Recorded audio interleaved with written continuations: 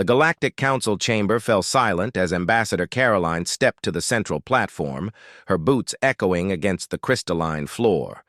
Around her, representatives from 47 species watched with barely concealed contempt. The Vraxis delegates' tentacles twitched in what Caroline had learned was their equivalent of laughter. "The human speaks," hissed Commander Zethrak, his scaled face twisted in amusement. "Tell us, Primitive One, why should we grant Earth a vote in council matters?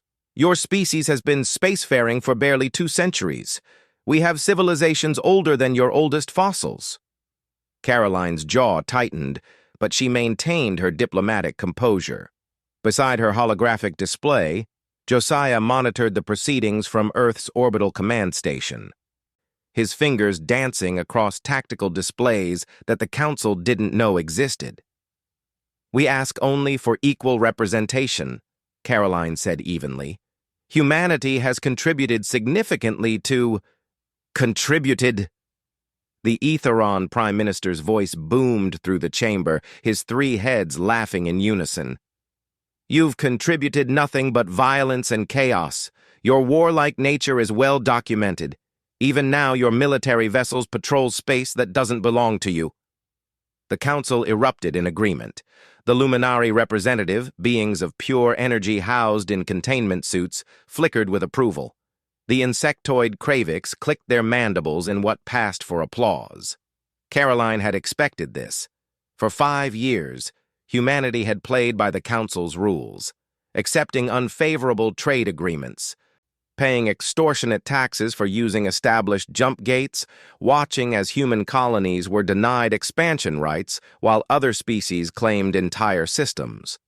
Earth had bent, compromised, and swallowed its pride. But patience had limits. "Very well," Caroline said quietly, her hand moving to the communication device at her wrist. "Since the Council has made its position clear, I hereby inform you that as of this moment, the Terran Federation is withdrawing from all treaties, agreements, and accords with the Galactic Council." The chamber erupted in shocked chatter. Zethrak's scales flushed dark purple. "You cannot simply—" "We can, and we have," Caroline interrupted. "Furthermore, effective immediately, all Council vessels are ordered to vacate Terran-claimed space within 72 hours. "Terran-claimed space?" The Vraxis delegate's voice dripped with venom. "You claim nothing. You are granted operational zones by Council decree. You exist at our pleasure." Caroline smiled, and it wasn't pleasant. "Josiah, initiate Protocol Prometheus." Across human space, the order was received instantly. In orbit around Earth, Josiah watched his screens light up with confirmation signals. Humanity had been preparing for this moment since the first Council insult, the first treaty that favored everyone but them. Throughout the galaxy, human vessels that had been dismissed as simple cargo haulers powered up weapon systems that made Council dreadnoughts look like toys. Stealth satellites that had been ignored as communication relays revealed themselves as the most sophisticated spy network the galaxy had ever seen. Mining operations on asteroid belts suddenly deployed enough firepower to crack planets. In the Council chamber, every delegate's personal display began showing the same thing: tactical data, fleet positions, weapons signatures. The humans had been hiding in plain sight, and now they were showing their hand. "Impossible," whispered the Luminari representative. "Our intelligence showed your fleet at 300 vessels, mostly outdated." "Your intelligence saw what we wanted you to see," Caroline said. "Did you really think the species that went from wooden ships to nuclear weapons in 500 years, from ground-bound to Mars colonies in a single century, would accept subjugation quietly? You mistook our patience for weakness." Josiah's voice came through on the open channel, broadcast to every Council member. "All Council military assets in human space have been targeted. 1,600 orbital defense platforms across 41 star systems are armed and tracking. The jump gate network you've used to control galactic commerce, Humanity's been building our own for 3 years. We don't need your gates anymore." "This is an act of war!" Zethrak roared, rising from his seat. "No," Caroline corrected. "This is an act of independence. You wanted to see humanity's warlike nature? You're seeing our strategic nature. We don't want war. We never did. But we won't be anyone's second-class citizens." The Aetheron prime ministers' heads conferred frantically with each other. "The Council has the combined might of 47 species. You are one world. One world with 73 colonies, 192 stations, and a military doctrine you couldn't comprehend because you've spent 10,000 years fighting the same way," Josiah interjected. "We've studied every council conflict for the past millennium. We know how you think, how you fight, how you'll respond. You're predictable."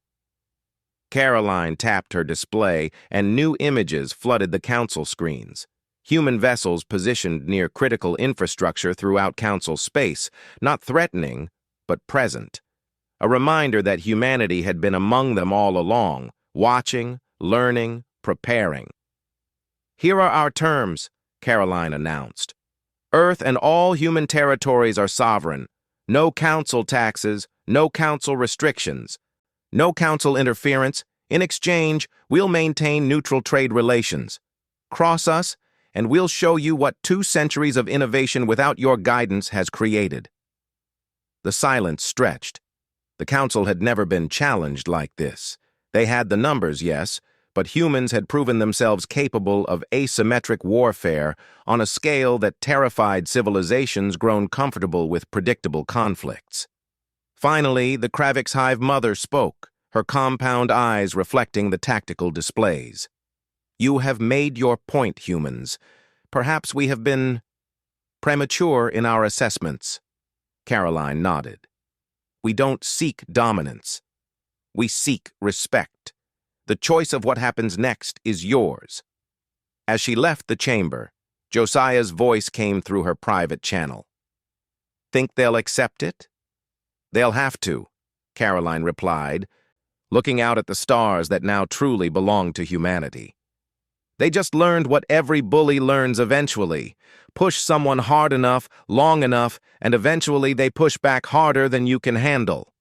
The Galactic Council would debate for weeks, but they would accept humanity's terms. Because for the first time in their long histories, they had encountered a species that matched their technology with determination, their age with innovation, and their arrogance with strategic brilliance. Humanity had joined the stars not as supplicants, but as equals, and they'd done it overnight.